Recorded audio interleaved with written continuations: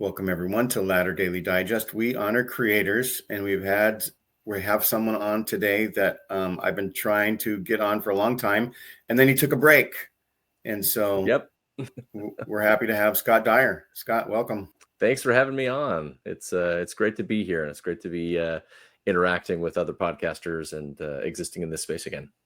So I think some of our viewers will be familiar with you and maybe already fans and subscribers, but for those who don't, how did this all get started? How are you different from other podcasters in the ex-Mosphere? Yeah, so I try to thread a needle with my episodes. Sometimes I'll vacillate back and forth on spectrums of this, but I try to make both believing Mormons mad at me and ex-Mormons mad at me. At least that's like what I'm thinking about as I'm like preparing episodes, and I say that a little facetiously, but my intention is to push back on a lot of the tribalism that exists in both spaces, so that we can examine our own lives and be healthier people.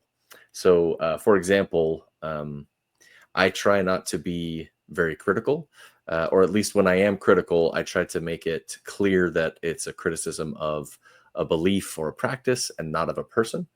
I love very dearly people that are active believing members, and my intention isn't to tell them to change their faith or change who they are. It's more just to push back on some of the things that I don't think are good or right or maybe healthy. And I do the same thing with non-believers as well. Some of my most recent episodes, as I've been back, have kind of been in that sort of theme where I'm talking about some of the critiques that ex-Mormons have of Mormons and how they can be levied against people in our tribe just as easily as we put them against Mormons. My experience has been, no matter what you do, people on both sides get mad at you for something. This is true.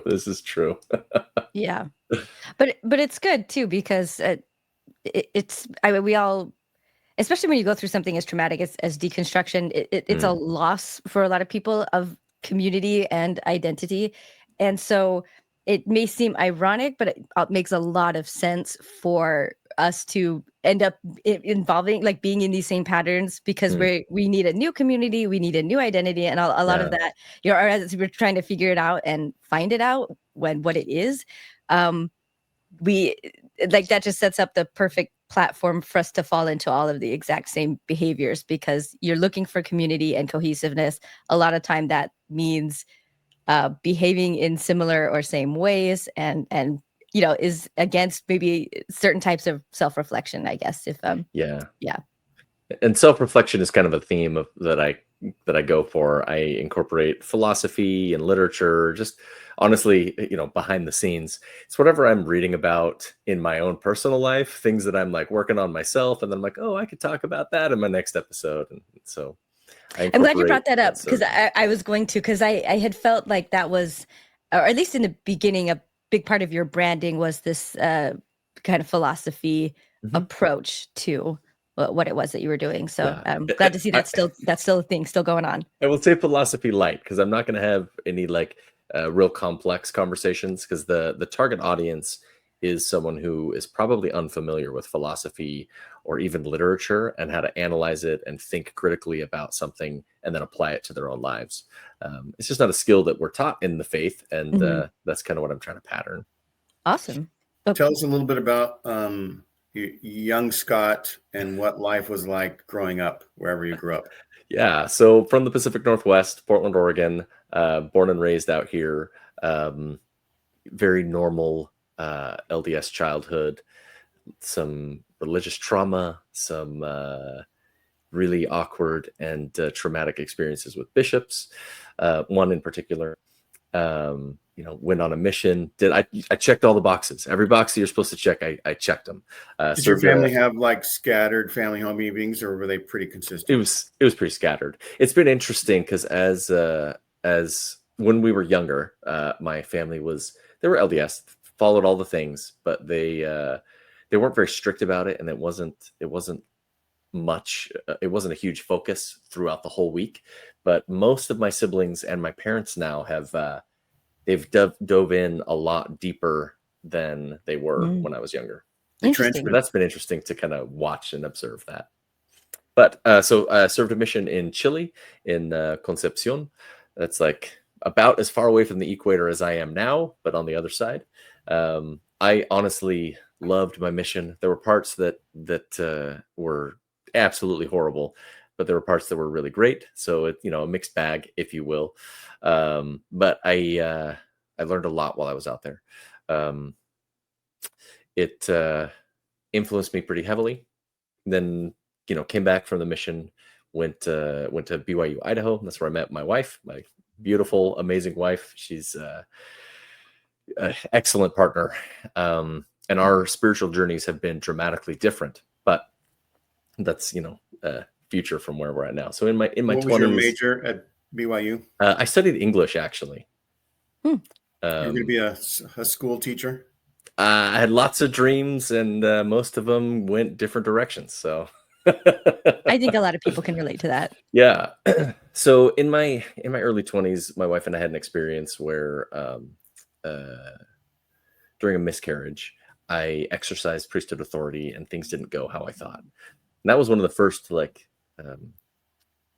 first things that I stopped believing in, but I didn't ever, that is to say, priesthood power, I stopped believing in my early 20s. I stopped believing it in a way where it could affect actual change in the world. I still held on to some, less literal. I still believed in a lot of the rest of the church, but I didn't, that was just gone. I just didn't ever even address it. It wouldn't be for about another 10 years until I started really deconstructing my beliefs all the way. I've always been a history nerd. I minored in history in college as well. And when I'm listening to something, it's either so I do read a lot of fiction and nonfiction. So I'll read a book and then I'll go to something nonfiction after that. And I do a lot of the great courses. So I'll pick up, if you're not familiar with them, they're audio lectures from professors on different subjects. And so I usually will pick up, whatever culture or society that I'm interested in throughout history, and I'll do a couple of great courses on them and just, learn as much as I can. And I was doing a great course on just general world history, and the person lecturing, and I can't remember their name off the top of my head, but they were talking about the flood, and they were talking about, the Tower of Babel, some of those stories. Yeah. And they referred to them as myths. And I was like, wait a minute. I was born and raised with a framework where these were actual people, things that really happened, historical fact. And the way that this person presented it was some people believe these are historical facts, but we don't have any evidence of them. And from there, my whole framework of the world just totally shifted. And it was a quick deconstruction of literal history in the Old Testament. But I held on to faith in the Book of Mormon, held on to faith in the sorry, my chair squeaked. Held on to faith in the New Testament. And I want to interject real quick. Yes, you can. With the Tower of Babel, Yep. There's a direct Book of Mormon. I know. Yeah. I know. So did you not realize it at the time, or did you compartmentalize that? I didn't think about it. It didn't connect at first. And it took me, so a close friend of mine made that exact same point. So we're sitting and chatting.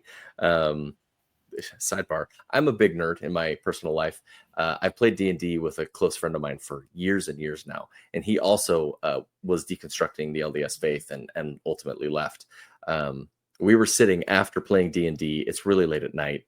Both of us should have gone home and gone to bed, but we're chatting about religion and kind of venting and, discussing where we go from here, basically. And I told him that I'd stopped believing in the Old Testament as literal history. And he made the exact same point that you did just there, Maven. He said, but the Tower of Babel is treated as history in the Book of Mormon. And it was from one moment to the next. I was absolutely full in believing. He helped me make that connection, and I didn't believe in anything from then on. Oh, wow. And so that connection was your done moment when that happened. Wow. Yeah. And it was more that from learning what I had about the historicity of those things and why historians don't treat them as historical, it was just untenable to hold a position that the Book of Mormon could be like a historical book, like actually about those people, if it held a position that was just unreasonable historically. And so for me, it was not a hard leap to say, if it's treating this lie or this myth as history, what other things is it getting wrong that I don't know about? And so I could no longer trust it as a source for truth. And that, the New Testament quickly came next. Prophets were, right there on the list. It was within like one moment to the next, I was full-blown atheist. How did you feel about this? What was going on emotionally? So when I first stopped believing in the Bible, the Old Testament specifically, I had a conversation with my wife. Hey, I don't think this is going to be an issue, but I think I am going to look at the Bible differently now. And we had a conversation about it, and ultimately it was fine. That wasn't a big deal. But then it was like within a week or two, I stopped believing altogether. And then I had to go back and, hey, we need to rehash this subject that we just talked about that was kind of a tricky thing to navigate. And I just, ripped the Band-Aid off. But that's kind of a little bit who I am. I like to be candid in my conversations and upfront. And so I couldn't lead the double life of just like lying to her and pretending. So I had to tell her. And it was that next day that I told her. I didn't sit on it, didn't stew on it, just jumped right in. Hey, here's what I'm going through. I just need you to know where I'm at. And I love my wife. We have been through a lot together, a lot of mental health things, a lot of struggles, and we've learned to communicate and support each other. And these are skills that we've had to develop in order to maintain our relationship. And had we not learned those skills, it would have been a much different conversation than what we actually had. I'm happy to hear that it worked out okay, because we all know that there's a lot of ways that we it's a minefield and it goes different for everybody. So I get it. I'm probably an outlier in this. Yeah. Would you be able to do a show on communication later on someday? That could be. You probably bring my wife on. She's way better than I am. Childhood trauma, lots of issues that I deal with. She's got to pull information out of me a lot of the time. So my dad once gave a talk in Sacrament meeting, and he wasn't a very active guy at all. And he said, the bishop said to tell you how our family does something, right? Some gospel topic. And he goes, but I'm not falling for that. I'm going to tell you how you're supposed to do the gospel topic. That's awesome. Yeah. That's funny. I wanted to say, if you did do something, even if your wife's the better communicator, in your opinion, that's still valuable to hear from you. I think even more valuable is from somebody who is not naturally a good communicator, who's had to learn to do that. I feel like sometimes we think that people who are experts or that something comes easily to are the ones that should teach best. But I think people who have to work the hardest to learn something are better in a way and can do it better. So just something to think about, I guess, that percolate in your brain. So where do we go? Are there any major events between Faith Crisis and the decision to start the podcast? And did you stop attending, or how did that work out? Yeah. So this all happened right around when my youngest was born, was when I stopped attending. She is turning 5 in a month. So she's 5 in June. That's when I stopped attending, was about 5 years ago, but the whole faith deconstruction happened much earlier than that. And I attended for maybe 2 years while, physically and mentally out, PMO, as they say. Yeah. But did you know you were PMO? Did you know enough about podcasts and what ex-Mormondom was talking about those things? No, not at the time. I had a buddy that recommended, diving into the Reddit or going into the the podcast sphere. I found John DeLynn and RFM and Bill Reel. I found listened to a bunch of podcasts, but that was not right away. So the beginning of those few years, like was kind of doing it on my own. I have a passion for learning, and I'll pick up history books and just nonfiction books just because I enjoy the process of thinking and reflecting on things. So a lot of it was just me, going to the library or going online, like, oh, what book should I read if I want to learn about, the actual history of the church, and then, picking up Fawn Brody's No Man Knows My History, and then, diving into that on my own speed. So I after maybe about a year of just kind of doing it on my own, my buddy recommended diving into some podcasts, and I started listening to, the whole sphere of podcasters at the time. The decision to ultimately start going on my own and doing my own thing. So there's two prongs or two aspects of this. The first one is I was already doing a podcast with my friends that I still do. And for those that, missed me while I was out, I was still podcasting on my Dungeons and Dragons podcast. So I didn't take a break from there. Go ahead and say the name of it. That one's called 12-Sided Guys. And it's me and 4 friends. We get together and we play an actual play of our campaign of Dungeons and Dragons. That's because one of the dies in Dungeons and Dragons has 12 sides. Yep. And so our listeners, we call them dodecadorks because a 12-sided dice is a dodecahedron. So anyway, it's a fun little community. Yeah. We have a great little podcast that we put out. And for those that don't play D&D, you can still listen. It's more like listening to, an improv story. So with dice involved.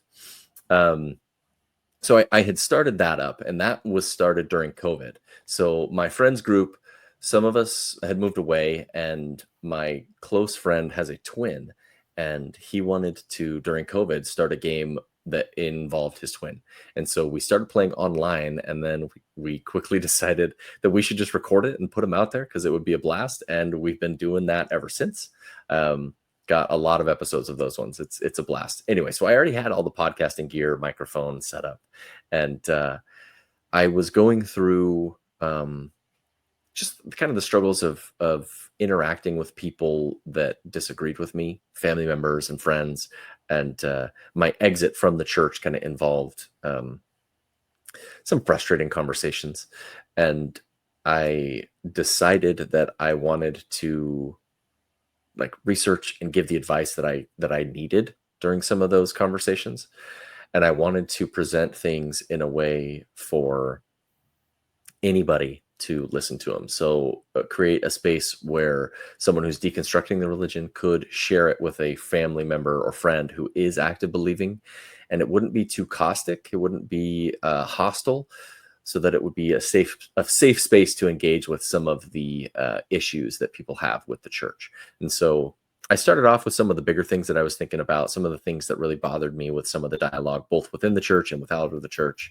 And I made some episodes, and I just I reached out to him because I didn't have his number at the time, but I reached out to Bill Reel just out of the blue and was like, hey, you don't know me, but I've made a couple of episodes. I just would love some advice on, content and theme.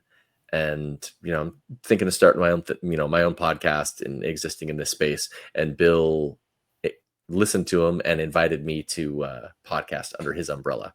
So if memory serves, that was like 2021 or maybe 2022. Actually, I think it was 2021. I'd have to go back and look. I can't recall. Yeah, I feel like it was 2022, but Okay. I'm not anymore sure. Yeah. And it was right before he had made a call, because he brought in a bunch of other podcasters, and they all came on like about 6 months or a year after I had started. Okay. And so it was so I sent him a couple of episodes, said, hey, here's what I'm thinking about, want some advice, and he invited me on. And so I started podcasting from there. And it was mostly because I just had a lot of things that I wanted to say. I had a lot of things that I wanted to think about. And as I was just going about my life and my day, I'd run into things, or I'd talk to people, and my mind was just kind of spinning on how that could be helpful to someone else, how I could have found something like that helpful. And yeah, I think the themes of my episodes are kind of varied. I talk about a lot of different stuff, and it's just whatever's kind of on my mind at the time. And then something happened. Oh, Going yeah. well. I feel like you had a good reception. You also have like a very nice calming voice, and I know people loved that. I loved that. Um, I was uh, told a lot that people fall asleep to my episodes, so I hope that sometimes people are hearing what I'm saying. But if it puts you to sleep, then good night, yeah, sweet dreams. I mean that serves a purpose too, right? Yeah, and I think, with the, I guess, to spoiler with you stepping away, it can be a really good thing. I think a lot of times it's seen as a bad thing to be quitting something like this, especially that is kind of an internal passion project. But Mhm. the reality is, I mean, we're humans. You know, time moves on, we change, circumstances change, and sometimes it's actually a good thing. So, yeah, let's go into that. And Yeah. how was it a hard decision to make? Because sometimes, at least for me, I know that I tend to stay in circumstances that are no longer serving Mm. me for a lot longer than I end up wishing I did in hindsight. So was Yeah. this like that kind of situation for you? Whatever you're comfortable sharing with Sure. the audience. Sure. So I'll preface this by saying I have struggled with depression for all of my adult life and some of my teenage years, although I didn't have the words or understanding of what I was going through at the time. I just thought it was sinful and you're supposed to feel bad when you sin. Mm. Anyway, um, I uh, I went about 2.5 years of posting new episode every single week. Didn't miss a week. And that's a lot of work to do on your own. Nobody, no co-hosts. I'm writing my own episodes. I'm researching all my own stuff. It took a lot of my time, and About how much? If did you have like an estimate just for the audience's curiosity? Totally not mine. sure. So I do. My episodes range from between like 20 minutes to 30 minutes on like the longer end. And my process is I will write an outline, or I'll have a theme of what I want to discuss. Then I'll write an outline, and then I will just I kind of like formulate it as I go. So I have my outline and I'll research some quotes, or I've just read something and I'm like, I want to talk about this thing that I'm just reading about. And so I'll have some quotes ready, but it's just like bare bones framework of what I want to say. And I just kind of jump right in. And then I'll start talking. And then I kind of like talk my way through what I'm thinking about in real time. And then I'll like sometimes just like edit out, delete everything I said, and then rephrase it Oh. much more concisely. Mhm. So it's kind of like I'll write bullet points of everything that I want to say, and then I'll just kind of like wing it. And if I need to research something, I'll pause the recording. I'll go, make sure that I've got the right information, the right quote, the right person, and then make sure that I understand what I'm talking about. Or if something doesn't sound right, I'll pause, take a minute. So my 30-minute episode of recording, of research, and editing afterwards, because that's a whole process. It's probably about 2 to 3 hours of time per episode for me, just because I'll get on a rabbit hole and I'll like dive somewhere different, and then I'll have been talking about something for 10 minutes, and then I'll totally realize that the theme that I'm on isn't quite right, and so I'll change the name of the episode, I'll redo the intro, and I'll redo like build up to the bulk of the episode. So it's kind of different. I couldn't read from a script. I don't think I ever could. I think of it like a PowerPoint presentation where I'm the only one looking at the slides that I've got prepared. So I like that. This is actually helpful for me because I do tend to be one of my biggest problems in putting content out is kind of a perfectionism, and being sure. aware of it is not enough to combat it sometimes. And so I do feel like I need to have a script. I do feel like I need to have all my ducks in a row, because if I have to, I just feel like if I have to stop, it just ruins it. And to be fair, although I do video a lot more, so there is Yeah. continuity issues with that. Whereas you Yeah. typically are voice only, so that's helpful. And honestly, for that reason, I've wondered if if the ease of putting out content and actually the quality of the content might be better served sometimes by stepping away from video, even though that is a popular. Yeah. But these are good things to think about, and for anyone else thinking about these things, Yeah. that's great insight. Bill has asked me on a number of occasions to do video, and I have always told him the same thing. Like, it's just not how my style works.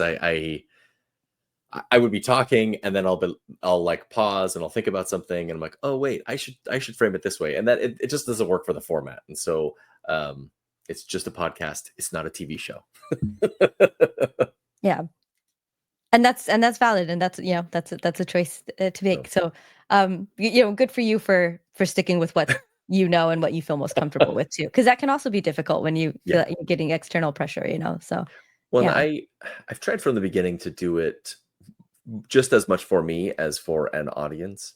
And if I changed too much of the way my process works, I don't know, I'd probably lose interest. I'd be looking at my face like I'm doing right now. I'm like, oh man, I'm playing with my hands too much. Or, oh yeah, I just kind of get in my own head. And for a person like me that has mental health struggles, getting in my own head is not a safe space always. So, And it's just time consuming. It just adds a lot of extra, like tedious kind of type work. Yeah. And that can decrease the quality of life, your life, Mm-hmm. if you're having to devote that, much time to it. So. Mm-hmm. So that's the preface, I guess, with the mental health issues. And then we got onto process. I think that was my fault. Yeah, so I no, did that. totally Sorry. fine. So, and you all had right, asked so me coming back about taking a break. Yeah, taking a break. So, in my personal life, as I said, I've always kind of dealt with some mental health struggles. This one wasn't as much to do with my mental health as it was my work-life balance just got all out of sorts. I took a promotion at work, and the amount of time I was spending on work just kind of dramatically increased, and something had to give. And I tried for a little bit to do some episodes, and I posted when I was working in this new position, I posted new episodes for maybe 3 to 4 months. And then I went like 2 or 3 months of posting like one episode a month. And I ultimately, I just couldn't keep going. Too much to learn in my new job, and not enough time to do all of my hobbies. I collect hobbies, and I love all of them. And something had to give. And then on top of that, time with my family, quality time with my wife and my kids. And during the time that I took the break, lots of people reached out. I got messages, and I've always loved hearing from listeners. It's that interaction is just so much fun. And I wanted to come back for a long time. I just kind of disconnected. So I took a break because I needed to, and I didn't for my work-life balance, but I didn't need to take as long of a break as I did. I just completely disconnected with the LDS church and with the Mormon podcast, the ring of all of the different LDS podcasts I was listening to. And I just was completely out, and I absolutely loved it. I went a long time without even thinking about the church outside of interactions with family and friends and stuff. But those were kind of few and far between, and it was amazing. And it wasn't until I had been gone for maybe a year that I decided that I really had more to say, but I didn't know what or how I wanted to approach it. And so I think total time away was like a year and a half ish, maybe just shy on a year and a half. And when I met a new work colleague, friend, he's a friend now. We had an amazing conversation. He had just been released as bishop, and we were stuck in the car together for 8 hours all day. We were in the car together, and we had just such a helpful, like useful conversation between a believer and a non-believer, and where we both saw each other in ways that I was just like really impressed by. And after that, I was like, man, I just really need to get back into this space because I want more people to be able to have healthy interactions with our family that disagrees with us, that might look at our decision as leading us down, away from the straight and narrow, but being able to have a useful and helpful conversation. What sorts of tools are available? How can we think about something differently or approach a situation differently? And so that's kind of been my focus, at least for now, as I've been podcasting. It'll probably change as I something else happens and I'm thinking about something else. But that was kind of the driving motive to really come back. That's how you got your spark back for it. Yeah. Yes. Yeah. Did you have any concerns about coming back? Like feeling like, oh, I left this behind. Are people going to care that I'm back, or is this, I just think I would. So did you have anything like that? I know, maybe my listenership would be higher if I had continued through. I feel like I'm healthier for the decision that I made, and it was what was best for me. But ultimately, you don't want a listener in this space forever. You want them to graduate out and move on. And my ultimate goal is to not need, to exist in a space like this and nitpick every single thing that the church does. I want to foster the sort of communication where we can be different from our loved ones, and that's okay. In one of the more recent episodes, the theme that I wanted to talk about was just having those conversations with people where they'll bear their testimony to you, or they'll talk to you about, hey, I'd like you to come back, or what, we want you to come to the XYZ meeting, or they're thinking about you, bearing their testimony, and doing a lot of like reflecting on that as I ruminate, I stew on things a lot. The best response that I could come up with, and this is kind of what I was talking about in the episode, was just saying, I remember when I thought that way, or I remember when I used to believe that too. But not as a way to be like, hey, I'm going to tear you down. But it's a conversation stopper where it'll say like, they're either going to like immediately say, oh, this person doesn't believe anymore. What do we do? They can invite more dialogue. They can ask you follow-up questions, or they can change the subject. But it kind of like draws a line in the sand, like sets a really nice boundary. And that's the sort of tools that I want people to have with their family and friends. And so, long way to answer that question. I don't want people to listen to me forever. I want people to learn and grow, and then forget that they were LDS. Forget that framework existed for them, and go months and months without thinking of the church.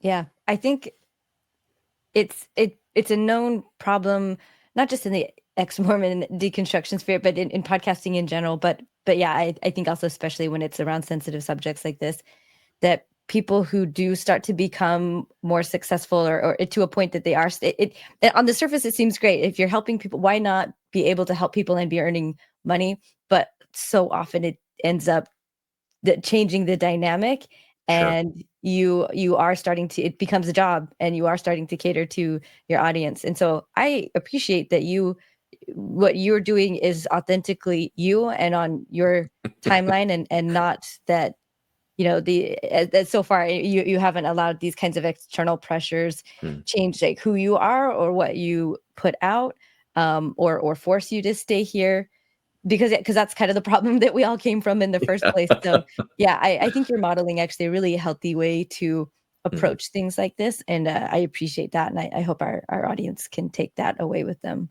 as well. Well, the framework that we were raised in, and maybe family dynamics influenced this a lot too, is I was masking a lot of who I was, and my needs came secondary. The service at your own expense is what makes you a good person. That's kind of like the underlying message. It's not said explicitly that way, but that's the idea. And so unlearning that and just being me, it's just been so freeing. Yeah. I'm only ever going to do it my way. I'm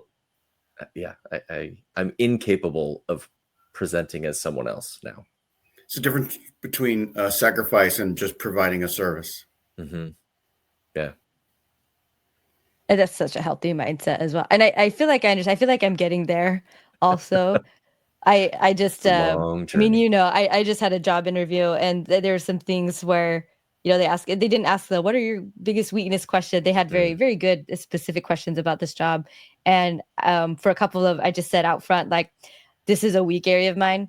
I don't have much experience with this. This is mm, what little bit I do have. And yeah, because it's just, I don't want to pretend to be somebody I'm not either, or mm. make people think, yeah, I totally have this skill set, or I know what I'm doing when I'm not sure.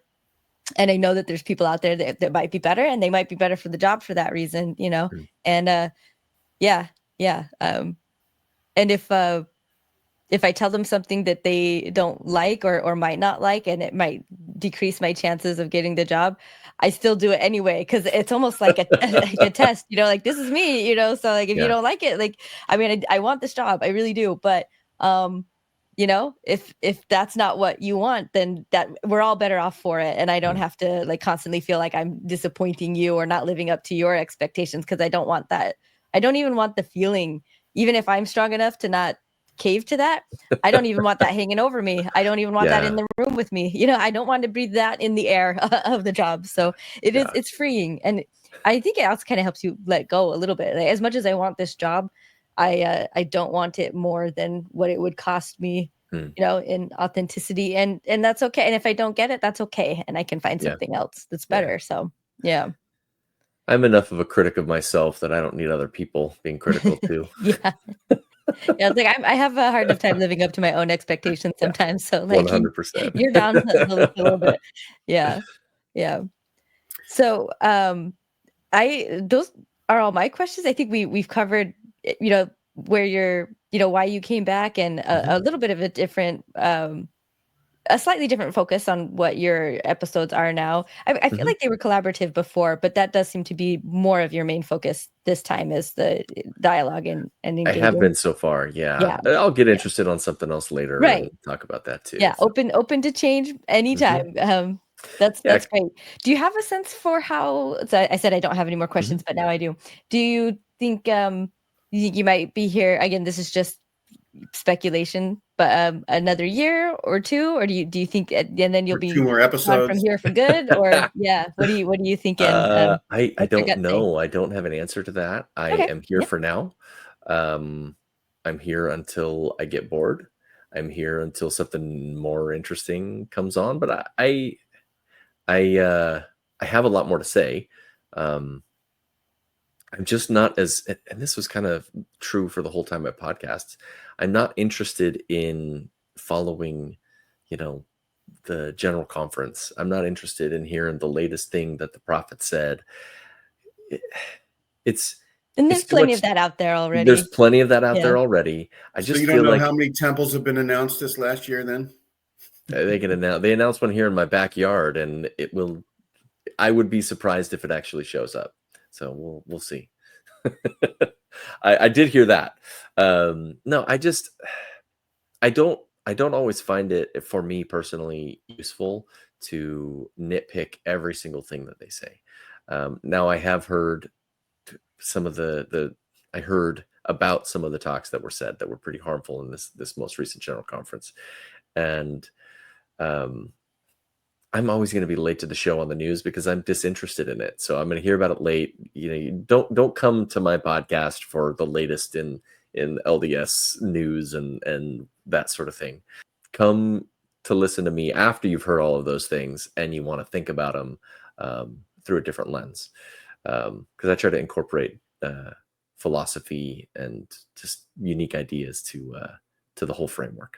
I had a question. Did you have an episode that either A, you were surprised with how many people either commented or watched or became popular, or some episode that you were in particularly proud of or thought, wow, damn, I'm good? I have a lot of episodes that I really like. I probably the most famous one that people may have listened to, for anybody new out there that hasn't listened to me from when I was podcasting before. I think it's in the 50s, maybe like 56 to 8 or something like that.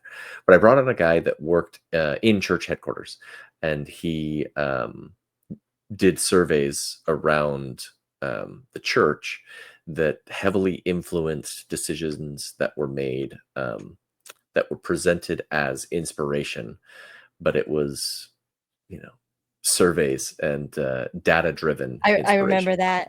And Survey that was inspiration. Yeah. it's super fascinating to listen to, for all the same reasons. Yeah. Yeah. So I brought him on there, and we had a great chat. I loved those episodes. His name was Brian. Great guy.